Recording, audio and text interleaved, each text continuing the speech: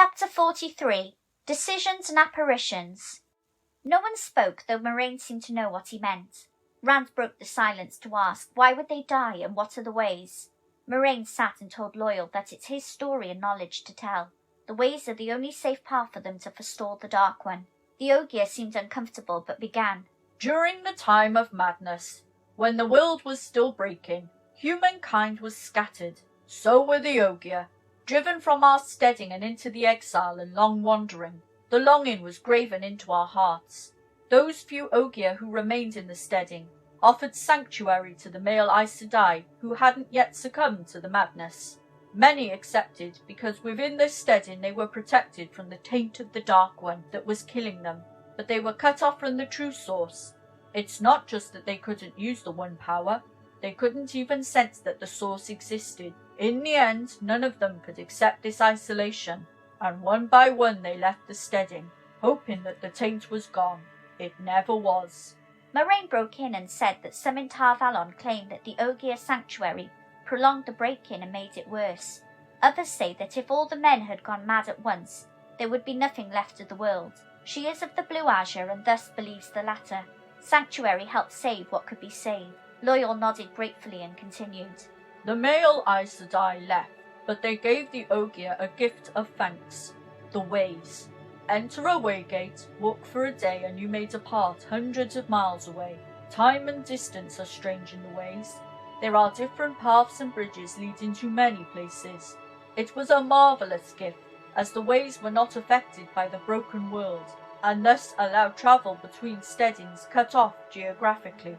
They also gave the elders a talisman to grow more gates, as they were a living thing in a fashion. Over the years, when the exile ended, the Ogier grew gates to the steading that were found. Whenever the Ogier built the cities, they planted waygates in the groves that grew outside. There was a grove and waygate at Mafal de Daranel, but the city was razed during the Trolloc Wars, with the grove chopped down and burned. Moraine told him that waygates are almost impossible to destroy. There are people at Fal Dara, even if it's not the original Ogier-built city, and the waygate still stands. Egwene looked puzzled and asked, if the Aes Sedai couldn't use the One Power within the steading, how could they make the ways? Did they use the power, and if they did, wasn't it tainted? Then she apologized if it was a silly question. Loial explained. It is not a silly question. It's the seed of why we no longer dare to use the ways. No Ogier has used them in my lifetime, and by edict of the elders, no one, human or Ogier, may use the waygates. The ways were made by men wielding power fouled by the Dark One. About 1,000 years ago, during the War of the 100 Years, the ways began to change. Slowly at first, and then they grew dank and dim. Darkness fell along the bridges, and some who entered were never seen again. Travellers spoke of a feeling of being watched, and the numbers of vanished grew, and some who came out were mad, raving about Machin Shin, the Black Wind. Aes Sedai were able to aid some, but they were never the same, and didn't remember what occurred. It was as if the darkness sank into their bones. They never laughed again, and feared the sound of wind. The room was silent. Only the purr of the cats and a fire crackling broke the silence. Nynaeve burst out angrily. And you expect us to follow you into that? You must be mad! Moraine asked which she preferred, the White Cloaks in Caemlyn or the Trollocs outside. Her presence will protect them from the Dark One's work. Nynaeve huffed, exasperated, as Loial pointed out that Moraine had yet to justify why he should break the Elder's edict. He has no desire to do so. Human roads have always served him well. She told him, the world has yet to realize that the Dark One may be at the brink of victory. There's enough power in the eye of the world to undo his prison, and if he's found a way to bend it to his use. She trailed off, and Rand wished for all the lamps to be lit and prevent any shadows. Matt burst out. What can we do? Why are we so important? Why do we have to go to the Blight? Moraine composed herself and told him that they can try. What seems like chance is often the pattern. 3 threads came together here, each with a warning. The 3 boys didn't choose, they were chosen by the pattern. Running and hiding will not save them. Stepping aside may doom the world, or they can try. 3 Ta'veren go into the eye of the world, 3 central points of the web placed where the danger lies. If they let the pattern be woven around them there, They may save the world from the shadow. The choice is theirs, though. She cannot make them go. Seeking the void, Rand made his voice resolute. I'll go. And the other two boys added their agreement. Nynaeve surmised that there wasn't a choice for her or Egwene. Moraine nodded, as she told the wisdom they are both part of the pattern as well. Perhaps not Ta'Veren, but still strong. She's known that since Baerlon, and no doubt the Fade and the Dark One does too now. Yet they could remain and proceed to Tar Valon once the rest of them have gone. Egwene exclaimed, Stay behind? Let you go off into danger while we hide under the covers? I won't do it. Nynaeve sounded resigned as she told them she'll accompany them too. The Aes Sedai may still need her herbs unless she's gained a new ability. There seemed to be a challenge between the women, but Rand didn't understand. Moraine asked Loial if he decided, and his ears twitched as he told her that he would like to meet the Green Man and see the Eye of the World, but must it be via the ways? She nodded and he agreed, saying that Elder Hammond would say it's what he deserved for being so hasty. They planned long into the night, though it was mostly between the Aes Sedai and Ogier, as Nynaeve made lists of supplies. Rand paced. He knew he'd made the right decision, but he didn't like it. They were going to the Blight, where Shaiar Ghul was found just beyond the Blasted Lands. He saw the same worry in Mat, but Perrin only looked resigned, as if he was weary of something he was fighting, and waiting for it to finish him. Perrin told Rand, We do what we must. There's good hunting along the Blight. For a moment his yellow eyes had burnt with eagerness. Then he shuddered as he realised what he'd said. Rand drew Egwene apart from the others, trying not to get lost in her dark eyes. Egwene, it's me, Mat and Perrin the Dark One's after. I don't care what Moraine Sedai says. In the morning, you and Nynaeve should start for home, or Tar Valon. No one will stop you, or the Shadowspawn, as long as you're not with us. He waited for her to say that he has no right to tell her what to do. To his surprise, she smiled and touched his cheek, as she told him thank you, but he knows that she must go. Moraine told her what Min had seen in Baerlon. She may not be Ta'Veren, but she's part of the pattern, which needs her to go to the Eye of the World. Rand tried to object, but she changed topic and asked who Elaine is. He told her that she's the daughter heir of Andor, and Egwene's eyes flashed. She told him that if he can't be serious, then she doesn't want to talk to him, then stormed away stiff-backed. Master Gil entered several times with food and to tend the lamps, not letting any of the maids disturb them.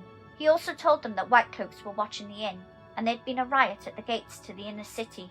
Someone tried to scrawl the dragon's fang on the door, and Lamgwin had seen them off. He would take the list from Moraine and Nynaeve to arrange what they needed, always waiting for Lan to allow him to enter, and he didn't question Loial's involvement. When they finally retired, Moraine asked them to be woken before dawn.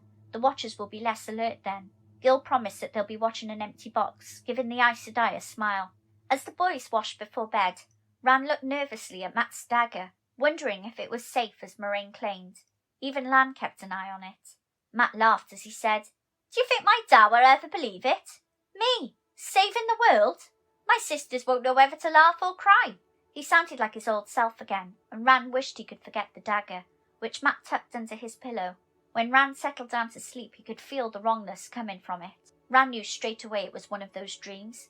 He stared at the wooden door, the smell of decay coming from the other side. He reminded himself that if he denied the Dark One, his power would fail. He tried to concentrate on his bed to wake up, but the door was still there when he opened his eyes. He sought the void and opened the door, finding the stone chamber as he remembered. There was one change. On the table were 3 featureless figures of men, hastily made of clay. One had a wolf next to it, and the next clutched a dagger, a point of red representing the ruby. The final one held a sword, which had a detailed heron on the blade. He jerked in panic, catching his reflection in the mirror, which was clearer than it had been any time before. You've hidden from me for too long. Rand whirled around to see Baalzamon standing by the open balcony, caverns of flames in his eyes and mouth as he spoke. Too long, but not much longer. Rand told him that if he denied him, then he has no hold over him. Baalzamon laughed. Do you think it's that easy? But then, you always have each time we've stood like this. You always thought you could deny me. Rand asked what he meant by each time, then added again that he denies him. Baalzamon told him, You always deny me at first. This contest between us has happened countless times before.